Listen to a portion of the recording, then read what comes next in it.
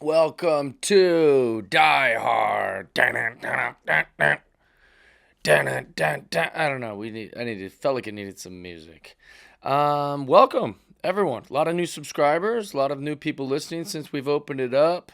We are everywhere that you listen to podcasts, and if you want to watch the podcast, you can go to YouTube and subscribe to this. If you're watching me on YouTube right now, what's up? Thanks for listening. Man, what a 2 weeks for the world, the country, my family. A lot has happened. So thank you for your patience on me cranking out this episode, not on time and not very quickly. And then also thank you for anybody who might know me or listen to me or however you've stumbled upon your way here. Thank you for your grace of me losing my mind on Twitter. If you saw my socials in the last 2 weeks, it was angry post, sad post, motivational post, comedy post, random post, right back to angry post, then sad post. I mean, I literally was in an emotional wreck, which I would say is, very unlike me. I'm not typically. I'm a sensitive person, but I'm not like emotionally erratic. And if you just followed my social medias in the last 2 weeks, you could say that I was definitely manic, or at least had all the symptoms of someone who was manic. First thing that happened that made me lose my mind was watching a young girl get stabbed to death on a subway train for no reason, just for sitting down. She had her earbuds in. She was just going home from work. She did nothing wrong. And watching her being murdered on this like public transportation and doing nothing, like it was just too much for me to witness. So I was kind of already like in like this like blurry kind of like, oh my gosh, this is terrible. And then Charlie Kirk gets shot in the throat at a college university speaking at an engagement for Turning Point. That shook me. And then my father died. I got a call from my mom, which is, I was like, oh, when my mom calls, it's because something happened. We don't ever like just kind of chop it up. I mean, once she calls for something, then we talk. But when she called, I go, oh, mom's calling. That's interesting. And so then when she told me my father passed, it was just kind of so many things at once. I feel like that happens a lot. I don't think it's just exclusive to me, but bad things seem to happen in groups, and this was just a lot for me to handle.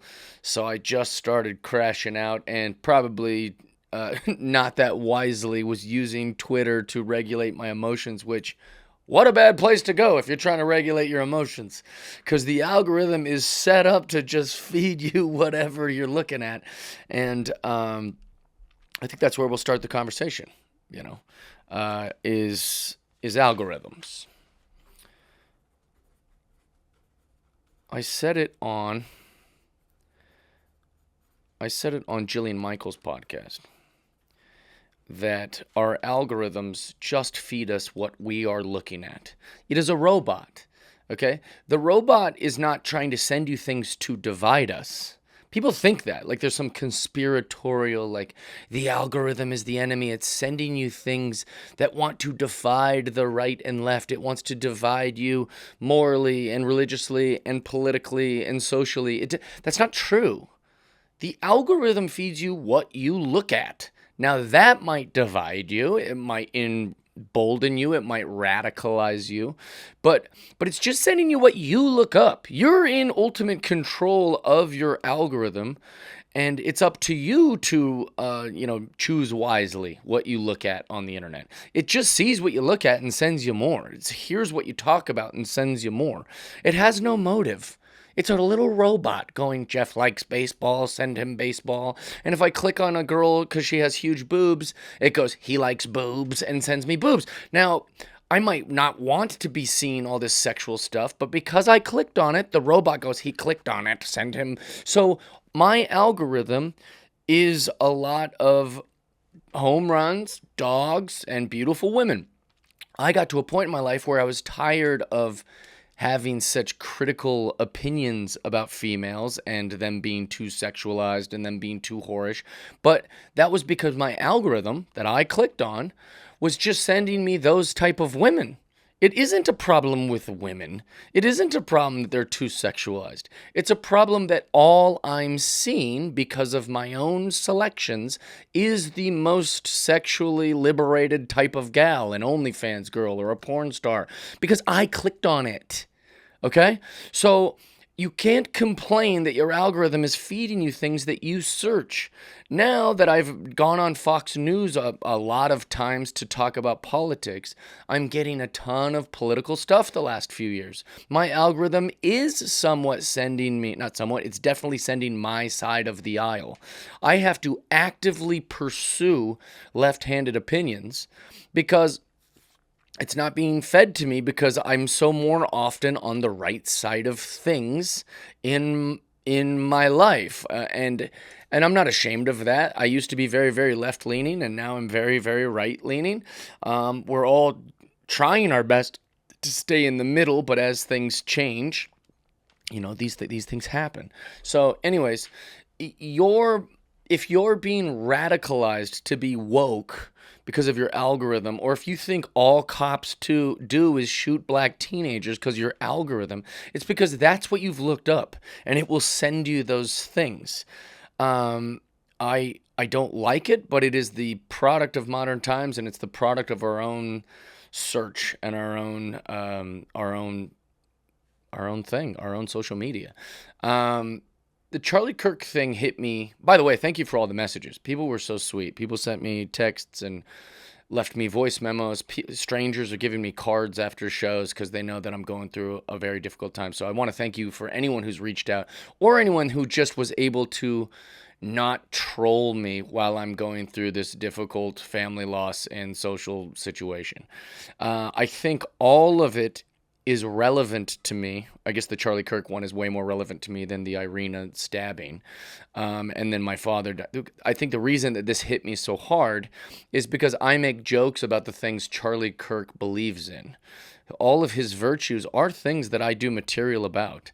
I make trans jokes. I make gay jokes. I make jokes that are racially charged. I make like that. I'm a stand-up comedian who makes silly jokes about these subjects. So it made me afraid. It made me go, am I allowed to be shot at? Am I allowed to be violently attacked because of my jokes?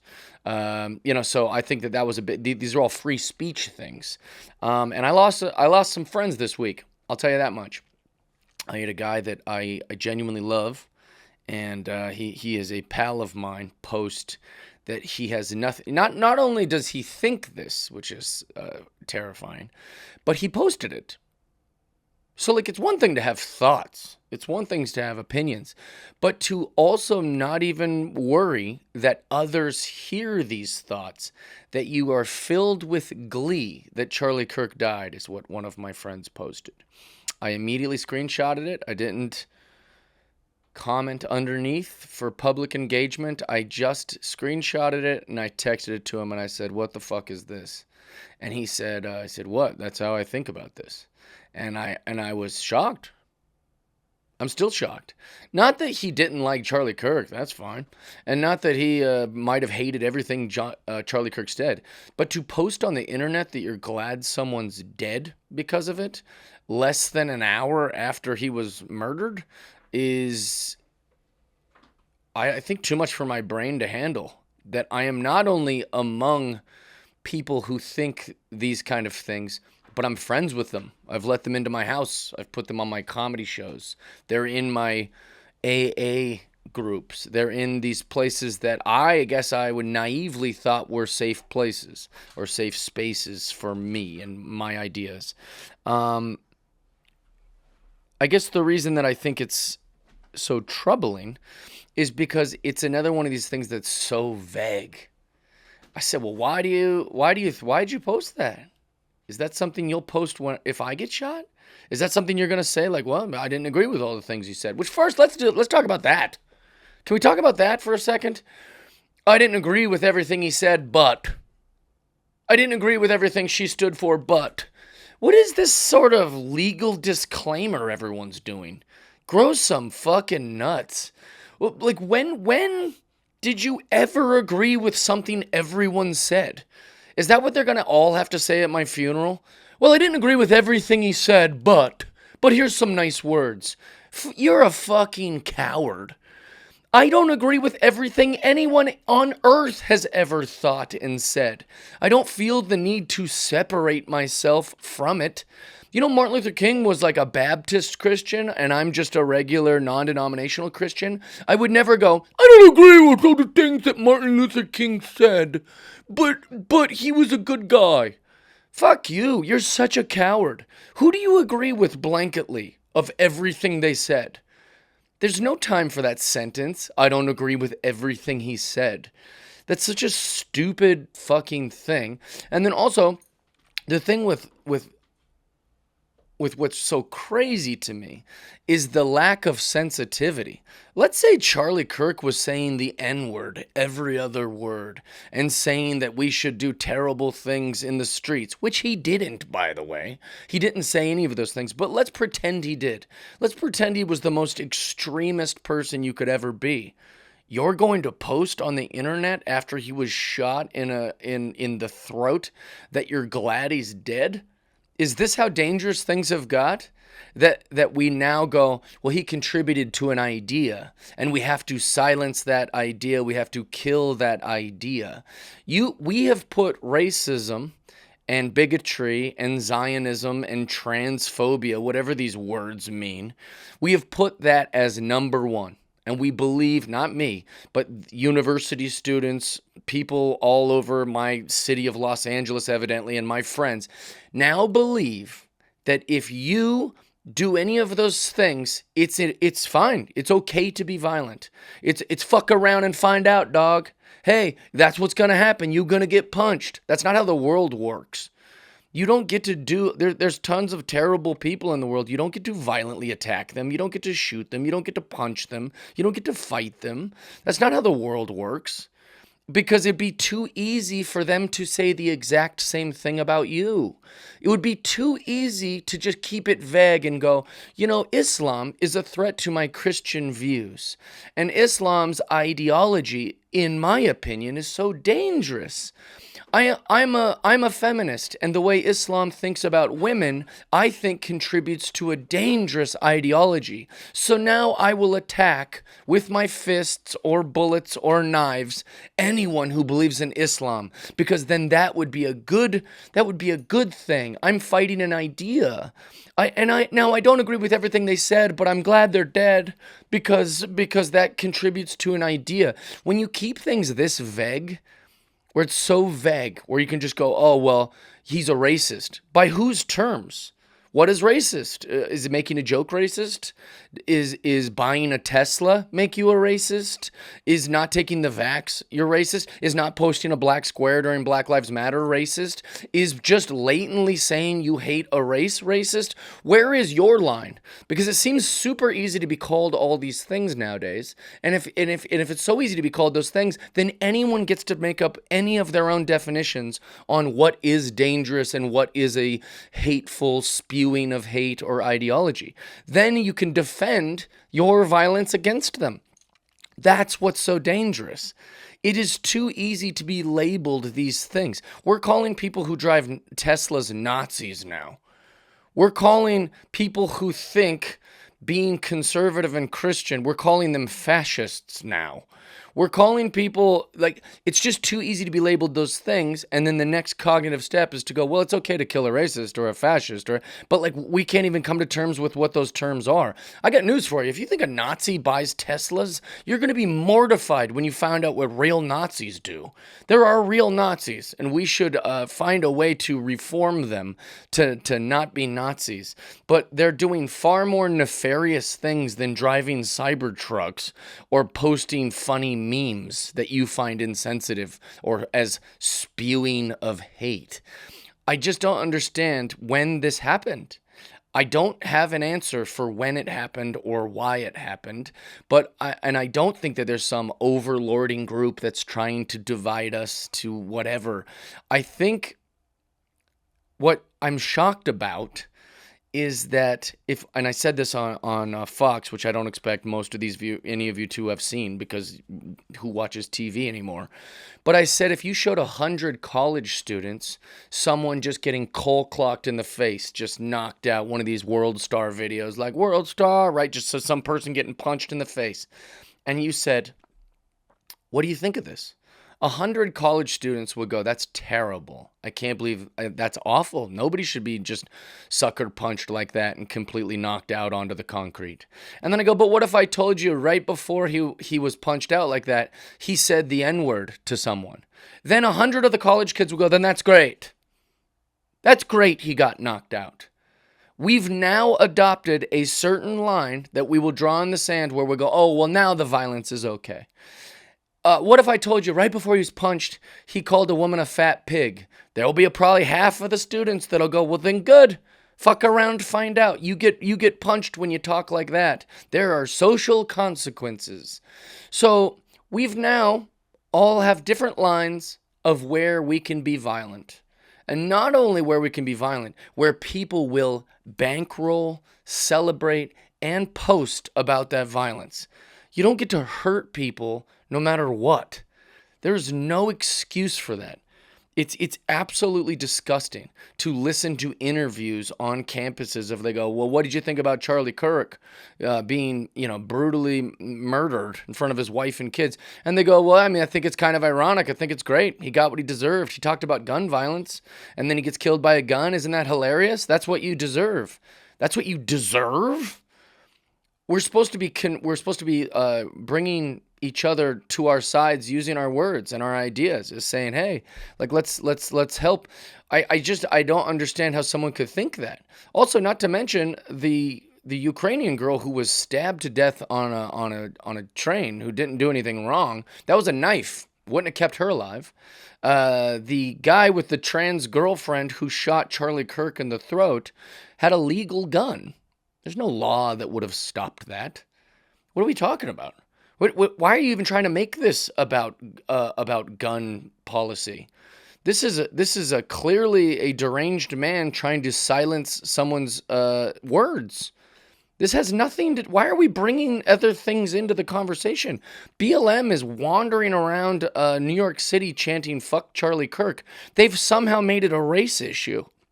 A white boy in Utah with a trans girlfriend, also white, shot a white Christian on a white campus in white Utah. And somehow now this is racial. Now race has been brought into this. Lonnie Love can't wait to talk about it.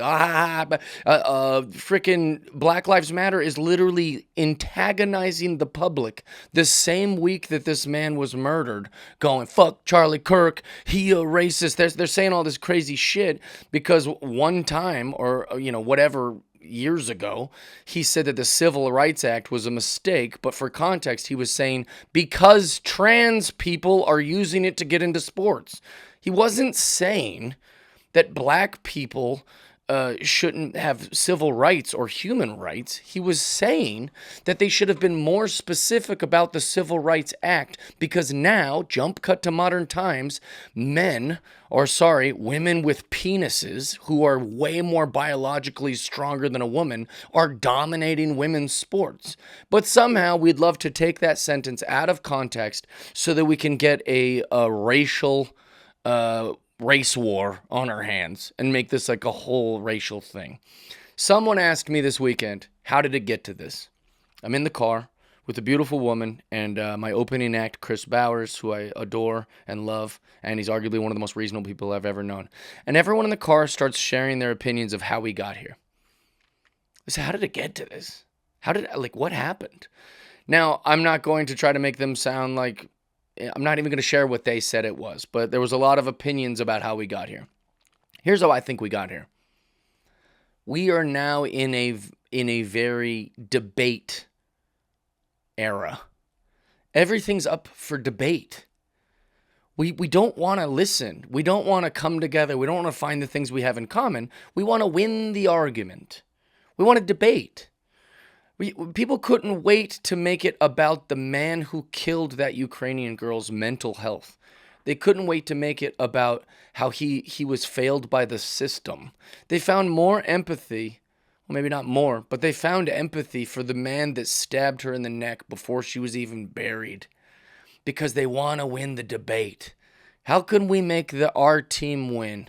How can we make our political team or our racial team or our religious team win? We wanted to win the debate. I blame Ben Shapiro for this. I blame CNN for this. I blame Fox News for this. I condemn all of these groups for this. This weird debate where we want the best Reddit upvote. We want the best comment with the most likes. Here's a take nobody thought of. Nobody's leading with compassion. Nobody's leading with, oh, hey, you might find me to be a hypocrite about this subject. Or, wow, I've never thought of it like that. We want to win the debate.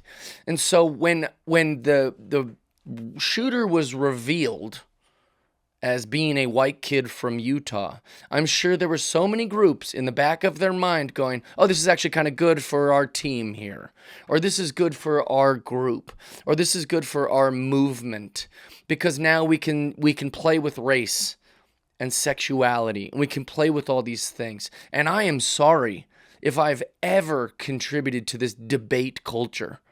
I hate that I have. By going on Fox News, maybe I'm guilty of it. By being in these circles where everything has to be right versus left and black versus white, or Islam versus Christianity, or any of these things, we've all made it about tribes and teams and race and religion, and it's this debate. Jordan Peterson talks about, and just saying that is going to put me on a team that I'm quoting Jordan Peterson.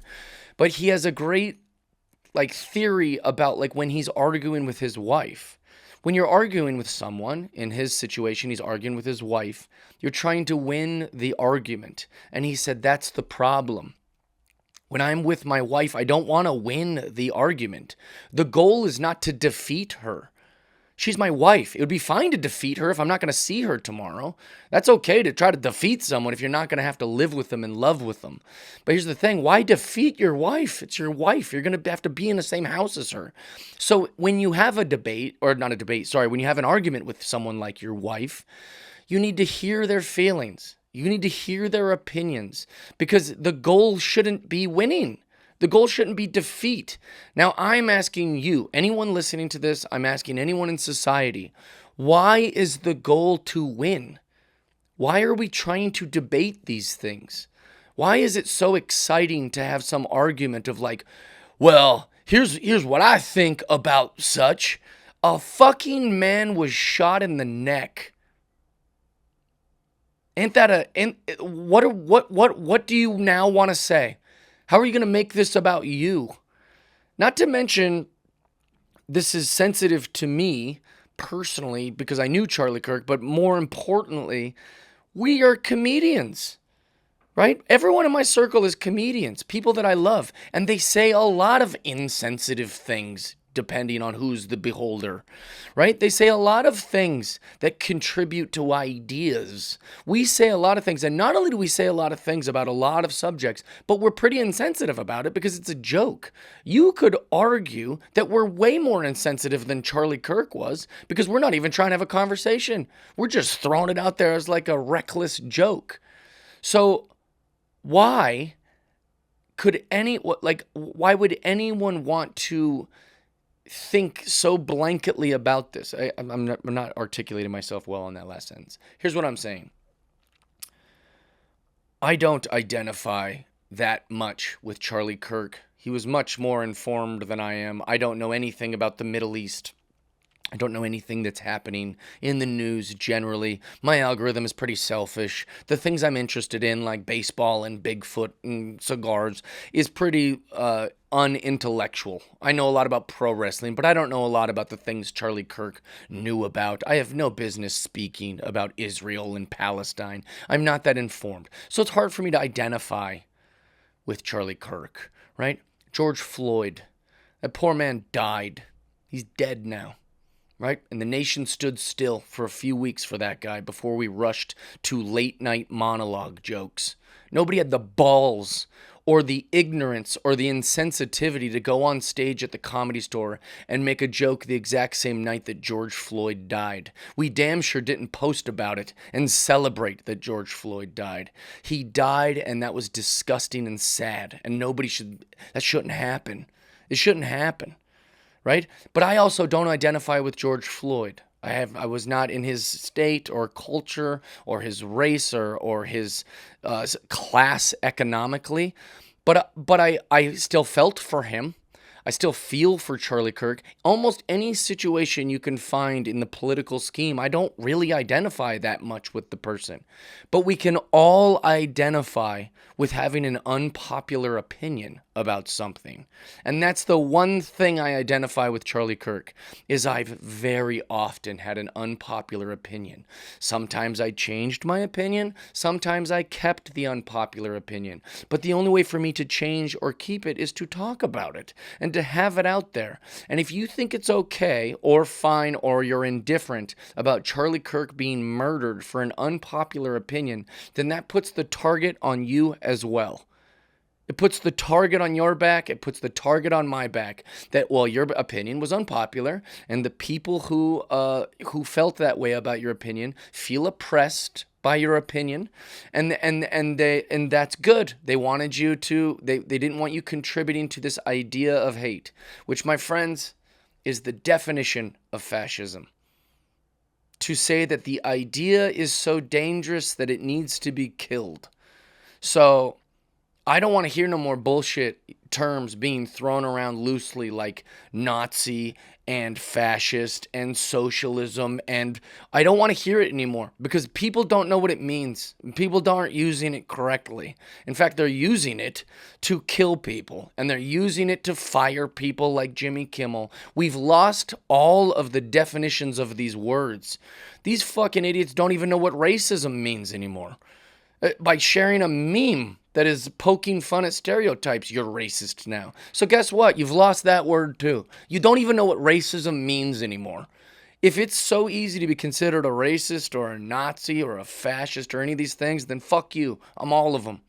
I'm a racist, I'm a sexist, I'm a bigot, I'm a fascist, I'm a fucking homophobe, I'm a xenophobe, I'm anti-Semitic, because these words don't mean anything anymore. You've ruined them. You've ruined them by just blanketly putting them on your neighbor, blanketly putting them on your family members. It means nothing. You've made it all meaningless. And it's gross and it's sad. A clip that is going around this week is Johnny Carson's quote about how he's like, when have you heard Bob Hope or Benny Hill or whatever the comedians he's referencing? When have you ever heard them talk about politics? I don't like to be political, and everyone's sharing it like it's so genius. Jeff, look at this. Johnny Carson didn't need to be political to be the main guy. Michael Jordan says, Republicans buy shoes too. Michael Jordan didn't want to get into politics because it would hurt half of the country, blah, blah, blah, blah, blah, blah, blah. I've heard this shared with me. I've seen it sent to me on social media. I've seen all of this, these shares. Well, guess what? Michael Jordan isn't the number one basketball player in 2025. Johnny Carson's been dead for a long time. He's not a late night host in 2025. I'm afraid, and I don't know by how, whether it's the internet or Fox News or CNN or the billionaires that fund these companies. I don't know what it is, but guess what? Everything's political now. Everything. You can't even talk about the weather without being political. We have made everything political. So you can't operate in a world without being political. Nowadays, not saying political things is political. That's your political statement by saying, I don't do politics, or I'm going to stay quiet on this issue, or like that is a political statement. So, spare me with the, well, you were funnier before you got into politics, or like, it's like, no, everything is political. There's no way. You can't even have a skin color without it being political. You can't have anything. There's nothing in the world that isn't political by today's standards. Um, I will say this too, since it seems to be a trans issue. A lot of school shootings lately been trans people, and a lot of Charlie Kirk's um, talks and arguments or rhetoric or propaganda or whatever you want to call it was about trans people. And the alleged shooter of Charlie Kirk had a trans girlfriend. So it seems to be that the trans issue, for lack of better terms, is coming up a lot. It's coming up in my life. I get a lot of comments from trans comedians who don't think I should even be in the same building as them. So let's talk about it. Why is it in my mouth? I'm not in the trans community. Why can't I just leave them alone? Jeff, you seem to make a lot of jokes about the trans people. Why can't you just stop? Why are you talking about it so much? Why does can't everyone just leave them alone? They're they're a marginalized group. Why do you? Well, I'm not going to stop joking about it, and neither is Dave Chappelle, or neither is, Ricky Gervais or Louis C.K. or any of the most relevant voices in my industry. We're not going to stop talking about it because those aren't the rules. You don't get to tell us what we can and can't talk about, because then anything would be deemed inappropriate. You don't get special rules. B, I talk about it because it's one of the most relevant issues of modern times. And I think it's pretty important that comedians talk about relevant issues of modern times. It's how you stay, it's how you stay, relevant. I don't know a better term, but it's how you stay in the conversation. I have an opinion about lots of things. C, I'm afraid that trans people are dangerous. I'll just say that. I don't think that all trans people are shooters. I don't think all trans people are even violent. But I do think the reason we've put laws and regulations on drugs, whether it's Sudafed or whether it's methamphetamines or opioids or crack or heroin or even marijuana, the reason we have laws about them is because you're messing with what's the term for it? You're playing with your system. If you do enough mushrooms, if you do enough acid, if you do enough heroin, if you do enough of these things, you're playing with your brain, you're playing with kind of all these different things in your body. Right? So we kind of had to put some laws on that. That's why people tend to be a little afraid or cautious around homeless people, because a lot of the homeless community could be on some pretty powerful drugs and they're not maybe acting as safely as they should. Now, that's why we've put laws on drugs, and we kind of all agree on that. Like, yeah, maybe we should. I mean, like, for the safety of themselves and the people around them, maybe there should be some regulations on these things when you start playing with your body. Now, by trans people's own admission, they admit that they were born into the wrong body, and now they are trying to change their biological nature because they believe that they were born into the wrong body. Now, not only do they believe it's their right to health care to reverse these things, they think that we should pay for it, which is a whole different subject, but they are at war with their own body. They are trying to make their biological sex match what they feel. So by their own admission, I think earlier I said omission. By their own admission, they're saying, I need hormones. I need hormone blockers sometimes for depending on which gender you're switching to. I need estrogen. I need testosterone. I need surgeries. And then with surgeries come painkillers. And with painkillers and time off comes alcohol or drugs or maybe whatever you're into, or caffeine or nicotine or whatever the heck you want. You essentially, as a transgender person, are kind of physiologically all over the map. Now, I took testosterone shots because I'm 42 years old and my testosterone was low, and I got prescribed some testosterone, and I took it. And let me tell you, I was a mess. I was overly aggressive sometimes overly emotional. I'd see like a commercial for Aleve and I'm getting teary-eyed. And that was just from putting testosterone into my biological male body. Now, if you're taking whatever these words are, SRTTs and hormones and estrogen, all this different stuff, because you're trying to reverse your body, I would argue, and I'm not trying to be insensitive, that you're a little chemically imbalanced. It's very, very difficult to kind of navigate how tough life is and how tough your social situation might be while doing all these things to yourself. There's a reason you're crashing out and yelling because you have to use the bathroom that matches your genitals.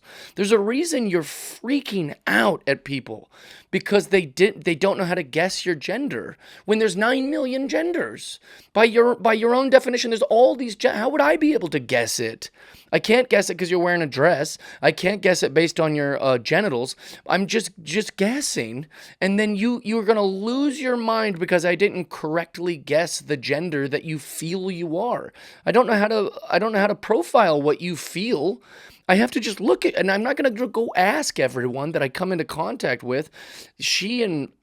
Ma'am and sir used to be really respectful terms, and now it's an excuse to get punched in the face because they're like, "Fuck around, find out. I know you did that on purpose." It's like, you don't know me from Adam. I'm pretty nice. I'll use your preferred pronouns. I disagree with conservatives who say I'm not gonna do it. I feel it's very provoking or very antagonistic. I'll use them, but I don't know them, and I have to at first kind of guess, and then if you correct me, I'll say, okay, sorry. I'm very nice about that. I have no anger or rage or anything towards these communities. But I'll be honest, I'm afraid. I'm afraid for my safety now. Now that they seem to be going into schools and shooting people and killing my friends. Like, I do have a little hesitation when I go to the Comedy Store and I see a trans comic who I know hates me, who I know has complained to the booker that I shouldn't be in the building. I don't really know how to come to terms with that. I would talk to any of these people and share what I feel with them, but I think we're kind of beyond that now. There's not a lot of people willing to have a conversation about these subjects. So that's why I joke about it. That's why I talk about it, because I think this is a very, very, very relevant subject. And I think that we should be sensitive to these subjects, but also we shouldn't be ignoring these subjects. This isn't a leave us alone and don't talk about it subject. This is very, very relevant things, and it's getting more and more relevant as society unfolds. I mean, in my opinion, it appears that a lot of people are just living in a fantasy world. They say, I should be able to, me and my boyfriend should be able to wear leather dog masks and go into a 5-star restaurant. And if they don't let us have our wieners hanging out and a leather dog mask and my boyfriend walking me on a leash, then that restaurant should be sued and they're a bunch of bigots. You're like, well, where's the line? I would kind of argue that maybe maybe we shouldn't let those people dress like that in that restaurant. I don't think that would be covered under the Civil Rights Act, that the dog guy with the leather dog mask gets to come into where children might be eating also. There has to be some rules. You can't just say let everyone do whatever they want. And I know it's going to be hard to make everyone agree on the rules, but maybe leather dog guy, maybe that's where we could meet in the middle. Maybe we could go, man, maybe don't have your penis out at a pride parade. Maybe that's where we could agree, that if it's a parade in the middle of the street, you could put your cocks away. Maybe that's a fair place to start the conversation. But we have to have these conversations. We have to be able to have these ideas without being labeled a big word and saying you're spewing hate and contributing to a world of visceral hatred and violence and you're the fascist. So I think that these people, when I say these people, I mean a certain group of society that I haven't categorized. This isn't specifically trans people. It isn't specifically Democrats. It isn't specifically anything. There is just a large group of humans who are individuals who believe they should be able to do anything they'd like, and that anybody who tells them otherwise, thinks otherwise, believes otherwise peacefully is a piece of shit who's a part of a group that they are the enemy. And I don't think that is a very reasonable place to have a society or a community. Um, I guess that's it. On that. That's why I'm joking about trans people, and that's where how I've come to those opinions. If I've said anything that you would like to hear more about, or you'd like to argue, or you'd like to agree with, you can find me at Jeff Dye on all my social medias. You can find me on here. You could comment on here on the YouTube, or you could message them to me privately. You can do it however you'd like, wherever you're getting this podcast. I appreciate you for subscribing. Big week this week for Seattle sports. Seahawks got a big win over the Saints. The Seattle Mariners got a big sweep over the Astros. Cal Raleigh is chugging along. And then the Huskies win the Apple Cup, which was exciting for me as a guy who I never went to college, but I lived on UW's campus for a long time, so I consider myself a Husky. Go Dogs. So sports was pretty good this week. Again, if you're a first-time listener, the episodes are not always this heavy, and not always this preachy, and not always this direct. I guess they'll always be this direct. But anyways, this is kind of a special episode in the fashion that I was very, very affected by Charlie Kirk's death. I was very, very affected by the young lady, I don't know how to say her last name, Irina, who was stabbed to death on a subway, and I was very, very affected by my father's death. My dad was a good man, and a good, quiet man. You wouldn't think that by knowing me, that my dad was a quiet guy, but he was a very, very quiet guy. When I was playing Little League, all the dads would be shouting and throwing fits, and I could always just kind of look over at my dad when I was at the plate or on first base, and he was just kind of a, come on, Jeff. Like a very, very, very peaceful, calm, and just hearing him root me on, just knowing that he had my back silently. And all through my comedy career, I've been doing it for 20 years now, and my dad was always silently had my back, and that meant a lot. And I'm gonna miss him every single day. And I love you guys for being here, and I love you guys for subscribing. Please spread the word. It's open to everybody.